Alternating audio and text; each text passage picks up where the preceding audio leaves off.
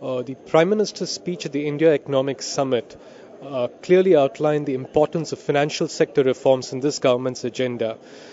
For a start, the Prime Minister identified domestic factors as the primary driver of growth in India, and that would come through huge investments in infrastructure. And that in turn was linked to the fact that our financial markets right now are not mature enough to handle that kind of investment. And the only way that could be the investment could come through is by reforming the domestic financial sector, where he paid special attention to the corporate bond market as well as the derivatives market, which is not something he's talked about in the past, at least not frequently.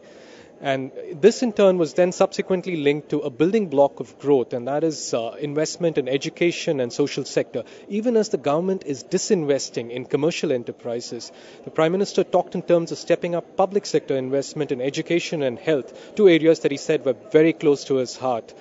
He's talked about stepping public sector investment in education up to 6% of GDP. And these are long-term factors. In the near term, the Prime Minister is fairly confident that the growth would exceed 7% in the financial year 2010-11, provided the monsoon is normal.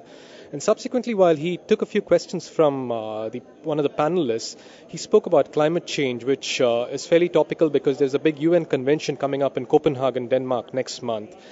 If one were to take a look at the position that he's outlined, he's made it very clear that climate change is a reality and India would be proactive there.